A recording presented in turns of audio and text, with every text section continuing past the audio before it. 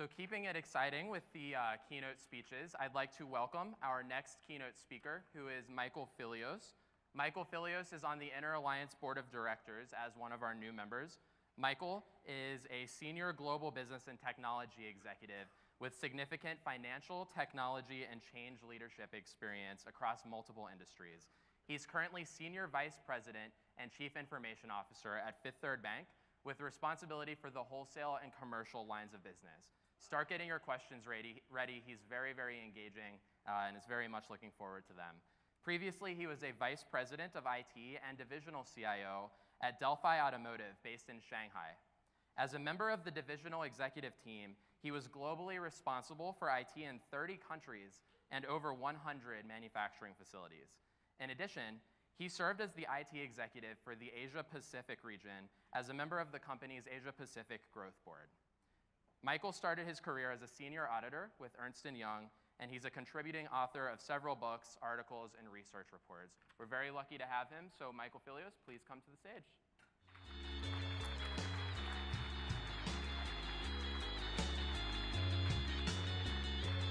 All right. Sorry, I do. I'm all set. Can you folks hear me? Okay, ready? Taco. All right. There we go. How's everybody doing? Terrific. Terrific. All right. Let me get back one here. If we go back one, please. Awesome. So look, I'm very excited to be with you today. I understand you had a rocket scientist talk earlier, and now just the mayor, so I've got some tough shoes to follow. But I am thrilled. I'm thrilled to see all of you in the audience, and the representation that we have here across all the different regions and over 500 high school students is just phenomenal. So today I'm going to talk to you a little bit about my personal journey and why IT matters more than ever before, and why specifically banks need awesome IT talent. So that's what I'm going to leave you with today, and hopefully provide you with some good information and insights on that particular topic. Before we get into sort of the current state of affairs, though, I do want to talk a little bit about what the environment was like. There we go. Not too long ago, about 14 years ago, so just as some of you were being born and whatnot, the industry, the IT industry, was being challenged. And there was a gentleman by the name of Nicholas Carr who wrote a book called Does IT Matter? And basically, this sparked a huge debate in the industry with academics, with practitioners, with CEOs and captains of industry who were really trying to figure out what Mr. Carr was talking about.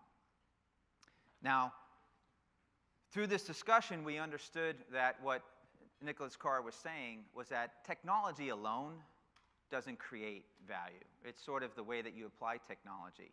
However, when you think about the time that this was, and the internet boom was occurring, there was a lot of companies that were using technology to create businesses, but some of them weren't always successful. So his point was that technology was going to become mass-produced and available, and it wasn't going to create differentiation. And for all of you today, as sort of the digital generation, I would think you find this somewhat ridiculous, that technology doesn't matter.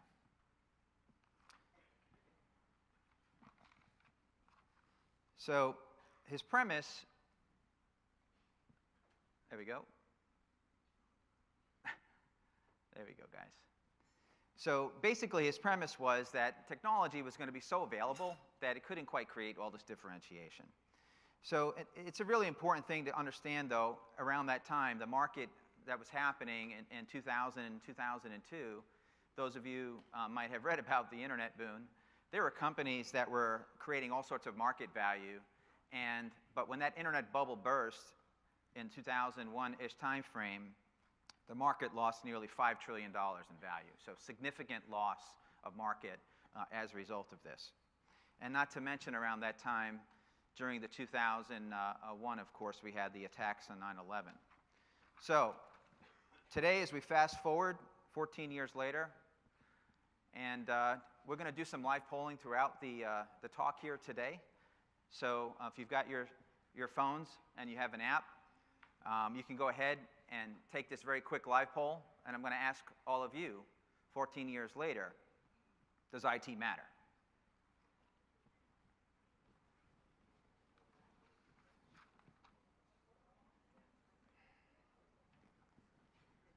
Let's see what we got. Okay.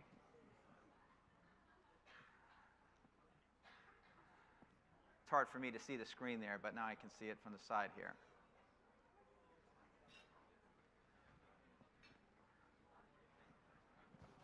All right, I want to know who the 2% are.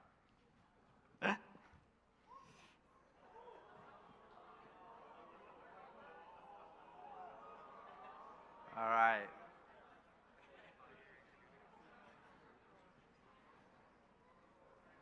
All right, well, I think as expected with this audience, we certainly have a preponderance of folks that believe IT does matter.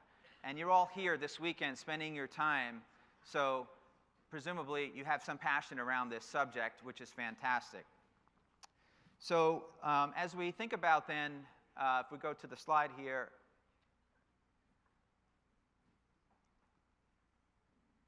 go back one. There we go. I really want to thank Mr. Carr because what he did was he provoked a lot of discussions in the industry. And then from that time, again, not just 14 years later, we have several technology companies that are truly disrupting the industry. Many of these brands you're familiar with and have grown up with, as part of the digital generation that you live in. So when you think about these companies, the one that I like to talk about the most is Netflix. Some of you may know the story about Netflix, but it was created by a gentleman who actually got really pissed off because they were charging late fees when you returned your videos late. And he creates a business that completely turns that upside down and doesn't charge any late fees. So what happened to the incumbent that was there, Blockbuster? Well, Blockbuster no longer exists. So tremendous amount of technology that allows companies to create differentiation and disruption. And there are several other examples, of course, that we know about today, whether it be Uber or Airbnb, that have disrupted the transportation and the hospitality industries. Now, you might say, how does this all happen? And many of these companies have been started out by entrepreneurs, innovators. And I'm sure there are many of you today in the audience that will become eventual entrepreneurs and innovators. And the thing about entrepreneurs and innovators is that they see things that don't exist. They are constantly looking for ways to disrupt. They are status quo killers. They like to take risks. It's kind of natural for them. Now, I'm going to tell you a little bit of story about myself because taking risks has always been something that I've had to deal with throughout my life. And I didn't grow up in Cincinnati. I grew up in the Bronx, New York. These are some tough streets that I grew up on. And quite frankly, as I indicate here, if I stayed there, I might be dead. But I wanted to survive. And I knew I was going to need to take some risks to do that. In the picture you see here, I'm around 12 years old. And I'm pictured with some of my roller hockey teammates here. Spent a lot of time in schoolyards. And sport for me was the one way that I was going to find a way out of the Bronx. And through that experience, it led me on to high school and continuing to play hockey. In this case, though, I switched to ice hockey. But I went to an all-boys Catholic high school. And at the time, guess what? I wasn't Catholic. I took a risk.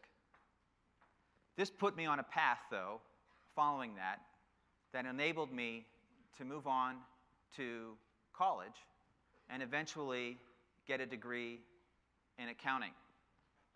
So a quick story on that. When I arrived, like most underclassmen, I got to campus and I was asking, well, I didn't really know what I wanted to do. So I asked some upperclassmen, hey, what's the hardest subject on campus. Unanimously, it was accounting. I said, okay, sign me up. So for the next couple of years, I got immersed in accounting, eventually became president of the accounting club, and this opened up a whole other channel for me in terms of access. It gave me access to some firms that were interested in hiring interns, very much like what you guys are looking to do here today. So I had the opportunity to get an internship with a company called Ernst & Young and began my career as an accountant. From the Bronx, I went on and studied accounting, graduated, and I was hired ultimately by Ernst & Young and began my career as an auditor, working with CFOs and auditing different companies, and was approached one day by one of my clients who said, if you're interested in leaving public accounting, I have a job for you. And the way that he prefaced it to me, he said, look, in about 1 year's time, I'm going to be moving on to a different role within the company, and if you do a good job, you're going to have my job. I said, fantastic. So what did I do? Took some risk. I took that job. And almost 1 year to the day, he moves on to take on this new role, and I get promoted. So as it says, at 26, I found myself in a management position, leading, in some cases, some of my peers that were at similar ages, and being responsible for not only finance, but I also had IT and HR for about a $350 million pharmaceutical company that was global. So you can imagine, I was well ahead of my skis, as they say here. But nonetheless, I took on the responsibility, and I didn't realize at the time when I took this job that it was going to be the place where I began to fall in love with technology. So as a company, and this is again in the 90s time frame, we needed to find an integrated software solution that was going to enable us to run our business more efficiently and effectively and on a global scale. Well, some of you might have heard of the term ERP, or Enterprise Resource Planning. This was very hot in the mid-90s. Companies were looking to these systems to help drive automation for their businesses. Well, I guess maybe because I was the new kid on the block, I was asked to take the lead on this and found myself over the next couple of years leading the global implementation of an ERP package for this company. Again, what this did for me, it thrusted me into the intersection of business and technology, which I really fell in love with. So from that experience, I went on to some consulting work where I was implementing these systems for other companies. And then again, I was approached one day by a board of director member for a new startup company. And I remember asking this gentleman, well, what does that company do? And he says, well, they just wrote a book, but they're starting out. Would you be interested? So I took the meeting, and I learned more about the company, and I decided that I was going to join. So I was employee number 4 for a brand new startup company that was creating software and services to help bridge business and technology. Once again, took a risk, and this was something that changed my life, which I'll tell you a little bit more here momentarily. At this company, what we were doing at this time was also helping to educate the industry. So again, I want to put some context around this. IT management as a discipline has only been around for like 50 or 60 years. How long has accounting been around as an example? Like 600. So what was happening was the pace of technology and all the new technology was outpacing the management of technology. So there was a real gap. And why was this occurring? We were seeing companies that were trying to figure out, let's say at this time, they have a brick and mortar business and they want to take it to the internet. And they're thinking if they just put up a website, that's going to solve all their problems. Well, we found that companies that really didn't think through how to leverage this new technology, in this case the internet, we're going to fail. We're going to fail. So during my time, which was about 10 years as an entrepreneur, we were helping to really reinvent the way that IT gets managed. As was mentioned, I had the opportunity to co-author a number of books and talk about this subject, which was really ahead of its time. but put me in the middle of the intersection of business technology. And here's where the story gets more interesting for me personally. I took a couple of other jobs in corporate IT. One of them, again, was through a client of mine. And that experience put me into the CIO ranks for the first time. So I'm now being responsible for divisions or functions and whatnot in the highest levels of the organization running IT. So I decided to take a job with an automotive company called Delphi, based in Detroit. And we were living in North Carolina and moved to Michigan. And I was there for about 6 months, and I was approached by my boss at the time. He says, "I need you to come into my office." I said, "Okay." I go into his office, and he asks me if I like Chinese food. I said, "Sure, yeah, I like Chinese food." He goes, "Does your wife like Chinese food?" I said, "Yeah, she likes Chinese food." He goes, "Well, we want you to be the CIO for this division, but here's the catch. You've got to move to Shanghai." I said, "Whoa, okay." So I was very intrigued by the opportunity, and quite frankly was very privileged that they were considering me after only being there for a short period of time. So I decided to convince or persuade my family that we were going to move to Shanghai. So we left, we packed up, put our stuff in storage, bought a one-way ticket, and moved to Shanghai to run IT for what was their largest division based in Shanghai. And this, personally and professionally was a tremendous experience. One of the pictures you see here is with my family. My daughter in that picture is here today, Sydney. And we obviously took advantage. Who goes to Mason High School, by the way? She's a freshman. There we go, Mason. Go Comets. There we go. We had the opportunity to travel around Asia. Sydney is speaking Mandarin, at least certainly on her way to being fluent in Mandarin. And it was a tremendous experience. Of course, living in China, I was in a global role. I was managing across 13 time zones. Very challenging experience. The other picture here, you can see, of course, some of the interesting delicacies. I don't think this was on the lunch menu today, but these are scorpions on a stick. I wasn't brave enough to try one, but of course, nonetheless, a lot of interesting things. And if that wasn't enough while I was there managing global IT for the scope of work that you heard before, I also formed and launched what is now the largest CIO network in Shanghai, called the CCA. And again, in any one of my opportunities, I've always found ways to be entrepreneurial. In this case, it was creating a network of over 75 CIOs that were in the region trying to solve different problems together. And I'm very pleased of that overall accomplishment. So, question to you is, what does this story mean? So what? I got a guy telling me about his experiences and his journey. So it's a great question. And it's all leading towards the point here that I want to make about IT. And why IT matters now more than ever. And that's what I want you to be thinking about, okay? It now matters more than ever. There have been so many new jobs that have been created in the space over the past 10 years that didn't even exist 4 or 5 years ago. So it's a market that is booming, and technology is changing the way that we live and work. I'm sure you heard some of these themes from the previous speakers that were here as well. And so when you think about those entrepreneurs that invented companies like Netflix and whatnot, sure, they could have went on to traditional jobs, but they decided to be market disruptors instead. One industry analyst believes, and certainly I have a little bias for this, being a CIO, that who's the number one or the number two role in a company today? First, you've got the CEO typically. The number two person is often the CFO, the Chief Financial Officer. Well, in this research, it's talking about by 2030, the CIO will be the second most powerful person in an organization.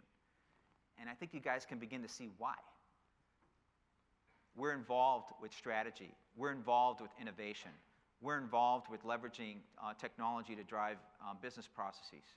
There's no better person or role positioned in organizations today to contribute than the CIO. So this brings me all full circle, sort of, okay, I was introduced as a CIO of a bank. All the companies that I've worked for in the past produced materials, automobiles, airplane parts, pharmaceuticals. So I thought about banking and said, well, that's got to be boring. That's got to be boring. Well, I'm here to convince you otherwise.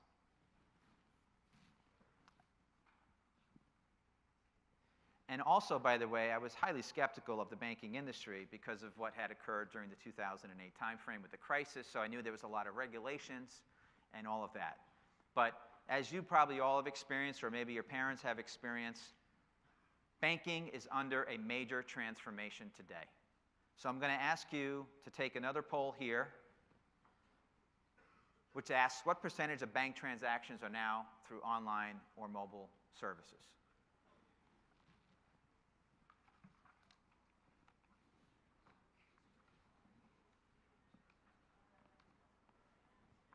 Let's see what we got.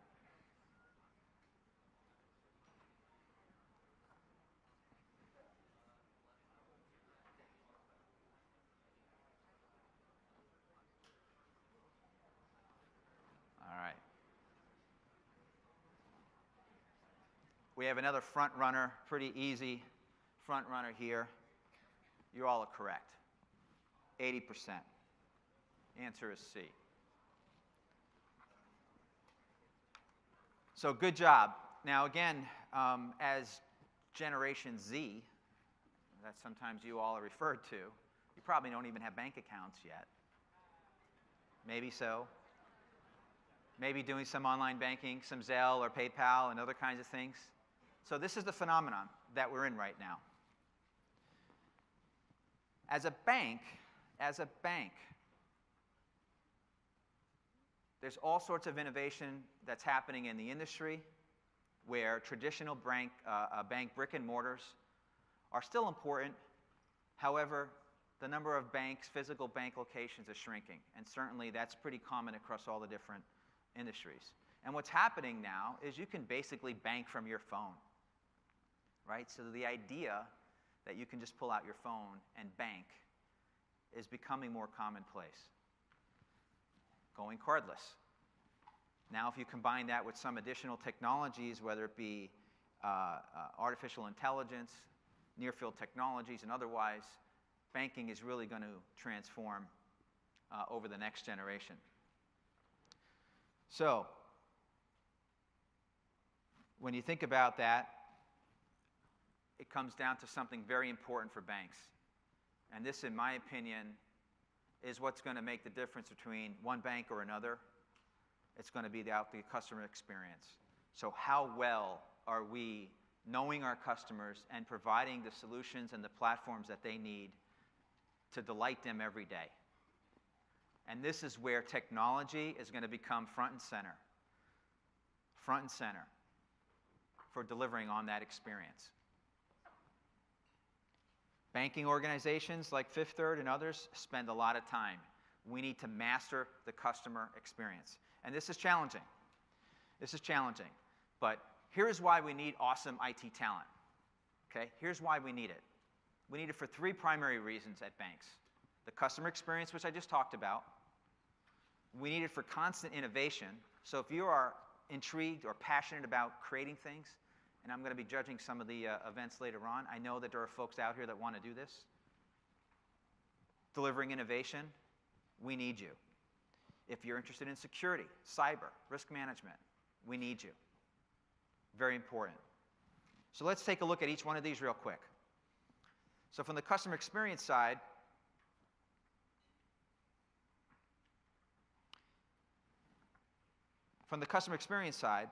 basically 89% of companies will compete mainly on customer experience. In my mind, this is the new battleground.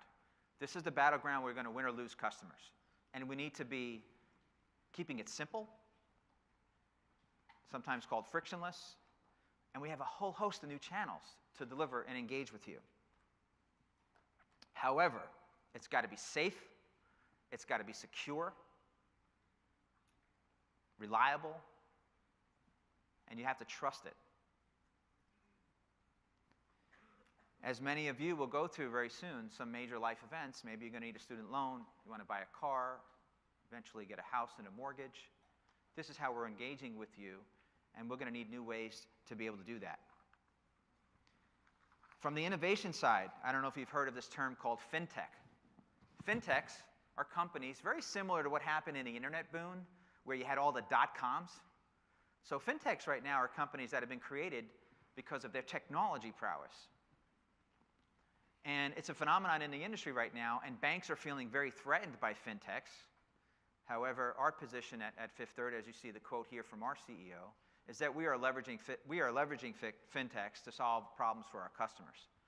So at the most sophisticated levels of dealing with IT, you've got to figure out how do you deal with these companies that are coming in to disrupt your business and find ways to partner with them, to leverage their capabilities, rather than feel threatened by them. Innovation is extremely important, and in more comprehensive companies, innovation doesn't just come from inside, it comes from outside. So there's this notion of open innovation that you might have heard about.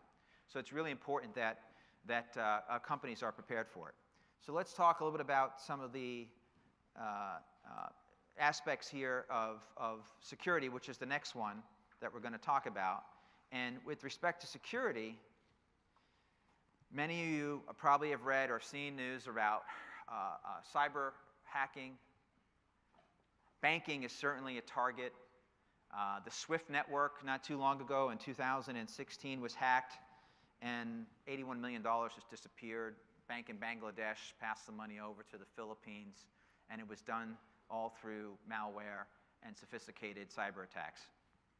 This is an area that if you're interested in is going to continue.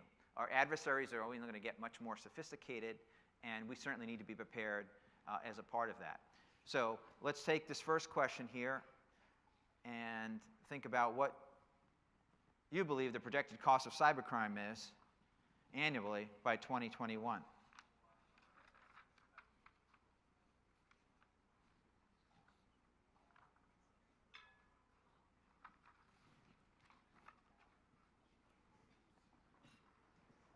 Let's see what we got. A little tighter here on this one.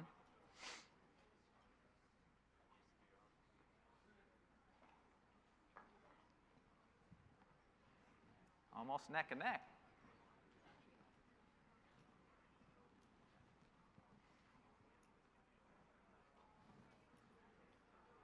Oh, here comes. Hey. I'm going to let this run just a little bit more. What's that percentage there? 43? All right. You guys are pretty good. The answer is A. Nicely done. So 43, so 6 trillion by 2021, pretty significant. The second question, and this is one that maybe you should be thinking about also, is how many new cybersecurity jobs are going to be there by 2019?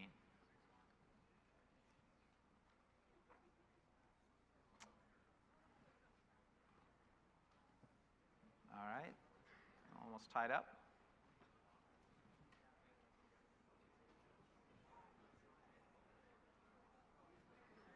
Again, neck and neck.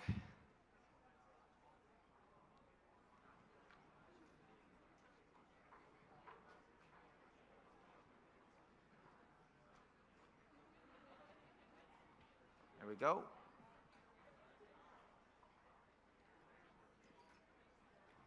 You guys are 3 for 3. The answer is 1.5 million. Nicely done. Nicely done. So, a staggering number of jobs. This is a field that's extremely hot. It's extremely hot. And when I put this quote in here. Many of you, I know, I'm sure have heard about IBM, of course, right? But this is now their president and CEO. And what she's talking about here, get this, data is the world's new natural resource. So anytime you're going to put something like that out there, you know it's going to be vulnerable for some sort of risk. And in her case, cybercrime, by definition, is the greatest threat to every profession, industry, company in the world.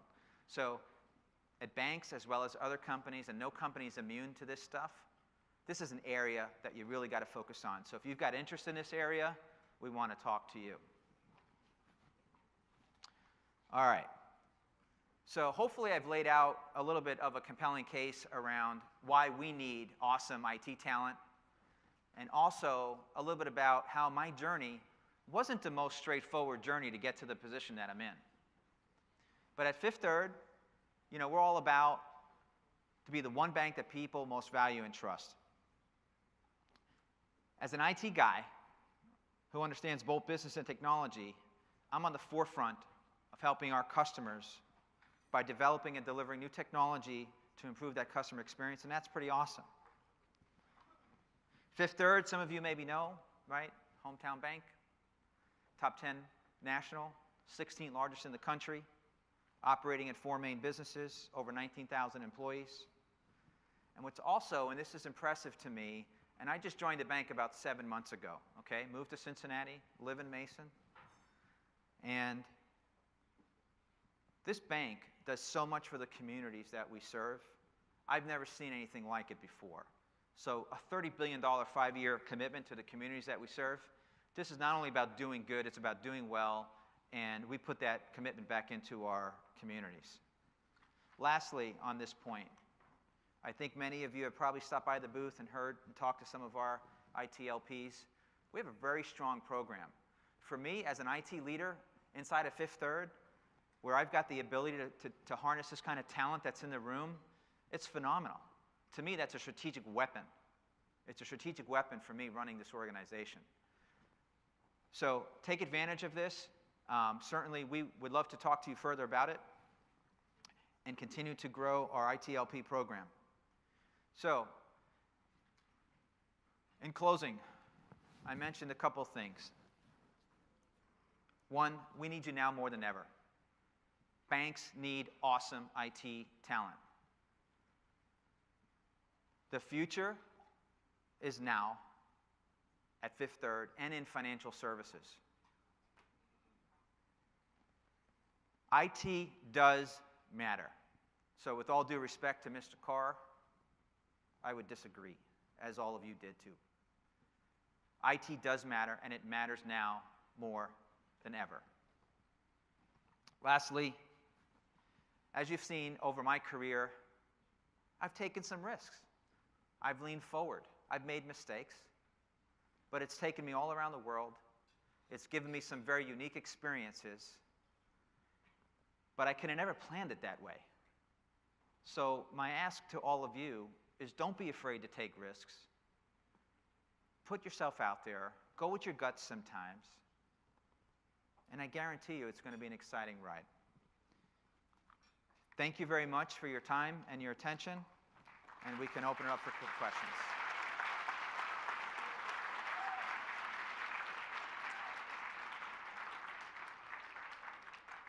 Oh, I can see you all now, so the lights have, there we go. It's pretty bright up here. All right, wait, taco!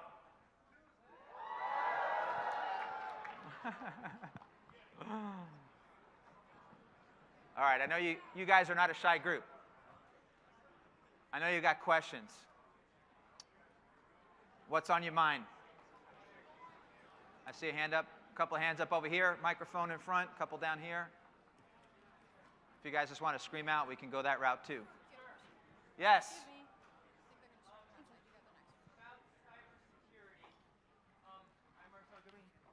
There we go. Regarding cybersecurity, how much is ethical hacking part of the cybersecurity in, say, Fifth Third Bank? Is it used often, and how do you, how does it affect you? Okay, so the question is around ethical hacking, and how does that affect us at the bank? Well, I can't give you specifics, obviously, but I can tell you that it's a big concern of ours, and hacking is now a business. It's a business, right? Hacktivists go out and recruit. Hacktivists go out and recruit. They want to hire you. They pay well. But you bring up this interesting point about is it ethical or the ethics associated with it. And listen, that's a question for all of you that you need to ask yourselves about. Okay? We're certainly an organization that doesn't promote that, and we're certainly one that concerned and making investments and making sure that we're protecting our customers. But we recognize that is a part of this new world economy. And it's a daily event for us, to be honest with you. It's a daily event that we've got to manage. Good question. Thank you very much. Next question. We have one over on your left. Okay. Hi, my name is David Vrote from St. Henry District High School. Hey, David. I was wondering, while you were in Shanghai, was there any difference in the way business was there than here in the US? Great question. Thank you very much for it. Well, I can tell you one thing. I never watched so many internet TV channels because of being in Shanghai, because of this thing called the Great China Firewall. The Great China Firewall. Some of you that maybe have visited there or have family and relatives there, you know, things like Facebook are banned. You can't really access many social media sites. But we had VPN, and with VPN, guess what? I got Netflix and other sources. So operating business from that side of the world creates different challenges, especially in IT. You've got different levels of interest around security, of course, it's cyber. Many have heard about the cloud. Challenges of operating in the cloud from that part of the world, very difficult. Part of the reason why I formed that group of the 75 CIOs was that I knew we were going to have to solve some very challenging problems for us, and I wasn't going to have all the answers.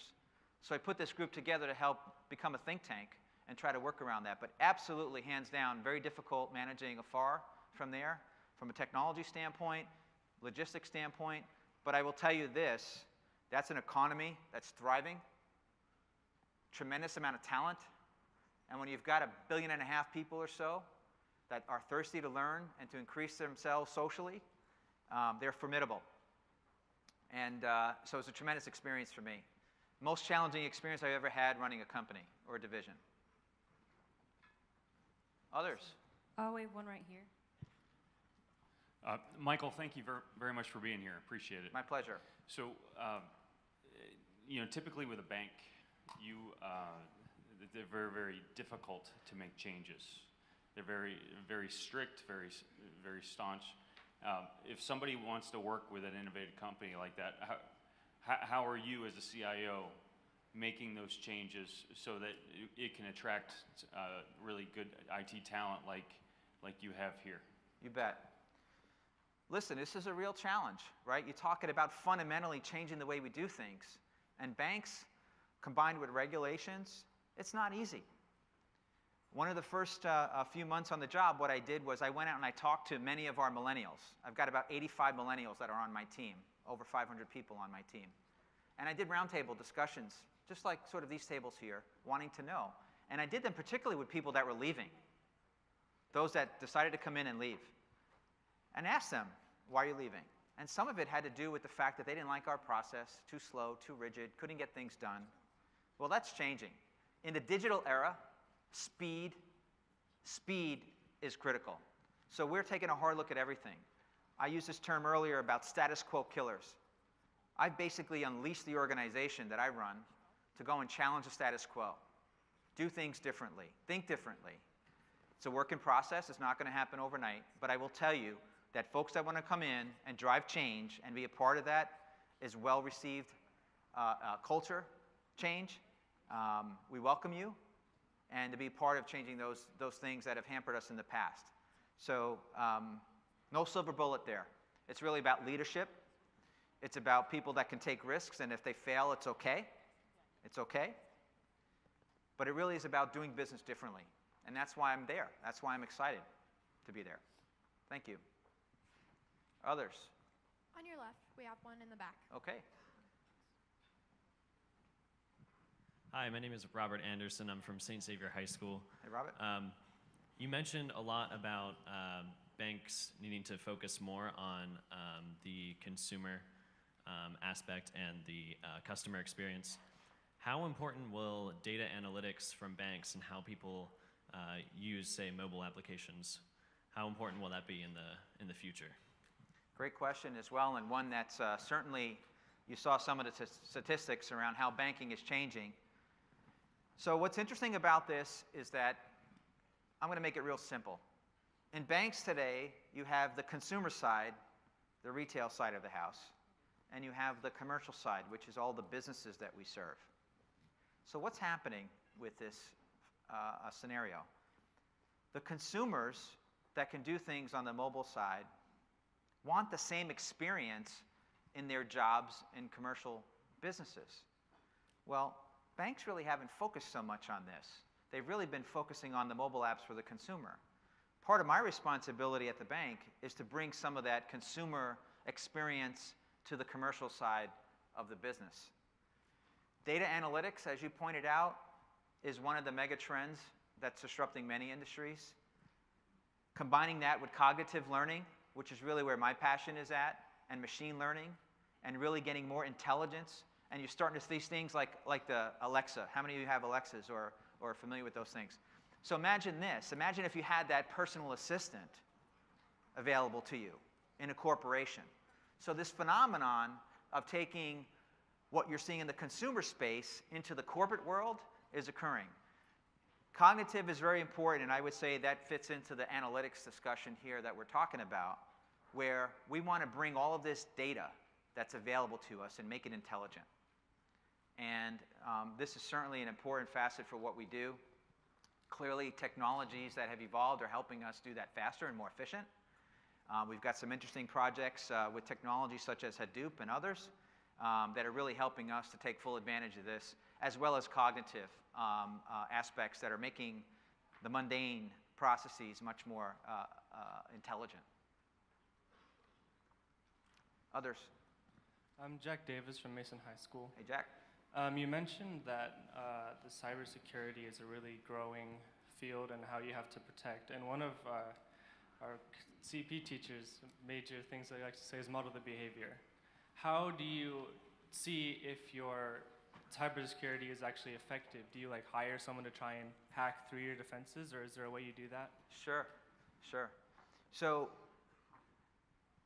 most companies today have formalized the information security function inside of their companies. And there's a role that exists also in most companies called a CISO, which is the Chief Information Security Officer. And these are folks that have responsibilities for protecting the bank's assets or the company's assets in that case. Like I said, this is a full-time job. Now, you may also leverage third parties. We often look at things like monitoring. We have a lot of different services out there that monitor activity on the web, on the deep dark web, and others. And this is one way for us to get intelligence around what's happening in our environment. However, it's not enough. It's not enough. We also do simulated events. I don't know if you guys know the term phishing. We are constantly doing phishing, and I'm amazed. This attack that I mentioned on Swift in Bangladesh started out with an email that somebody opened up, and that was the death nail for that transaction. With phishing, and we do this all the time, we send out fake emails. And then we see how people react. It's amazing to me. The first line of defense is our employees. The minute we let them in and get into our systems through a simple phishing expedition, we're toast. We are toasted. And then they can take over with malware and do other things to protect themselves. So most companies and the board of directors at companies, this is one of the top 3 risks at most organizations today is cyber. That's all I can tell you. And differing investments are out there, different techniques are out there, but certainly we're looking to leverage all of that plus outside parties to help us defend against what are very sophisticated adversaries out there looking to wreak havoc on our business. Yes, sir.